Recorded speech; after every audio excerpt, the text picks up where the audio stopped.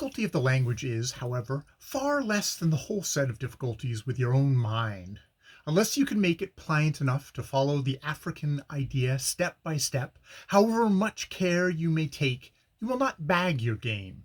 I heard an account the other day of a representative of Her Majesty in Africa who went out for a day's antelope shooting.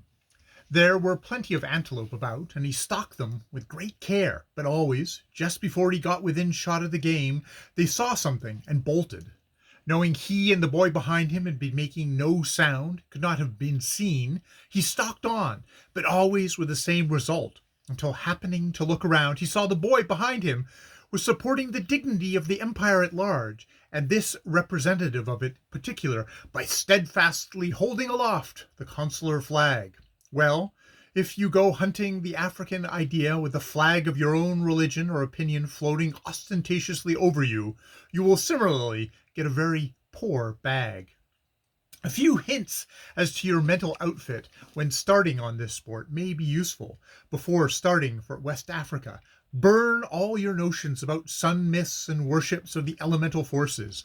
My own opinion is you had better also burn the notion, although it is fashionable, that human beings got their first notion of the origin of the souls from dreams. I went out with my mind full of the deductions of every book on ethnology, German or English, and that I had read during 15 years, and being a good Cambridge person, I was particularly confident that from Mr. Fraser's book, The Golden Bough, I had got a semi-universal key to the underlying idea of native custom and belief. But I soon found this was very far from being the case.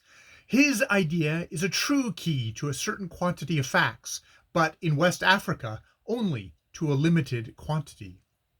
I do not say, do not read ethnology. By all means do so, and above all things read, until you know it by heart, Primitive Culture by Dr. E.B. Tyler, regarding which book I may say I have never found a fact that flew in the face of the carefully made, broad-minded deductions of this greatest of ethnologists. In addition, you must know your Westmark on human marriage, and your Watts Anthropologie, and your Topinard. Not that you need expect to go measuring people's skulls in chess, as this last-named author expects you to do, for no self-respecting person, black or white, likes that sort of thing from the hands of an utter stranger, and if you attempt it, you'll get yourself disliked in West Africa. Add to this the knowledge of all of A.B. Ellis's works, Burton's Anatomy of Melancholy, Pliny's Natural History, and as much of Aristotle as possible.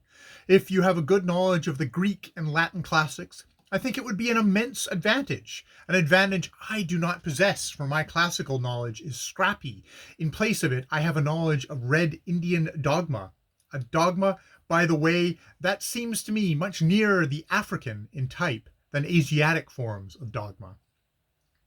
Armed with these instruments of observation, with a little industry and care, you should in the mill of your mind be able to make the varied, tangled ragbag of facts that you will soon become possessed of into a paper. And then I advise you to lay the results of your collection before some great thinker, and he will write upon it the opinion that his greater and clearer vision makes him more fit to form.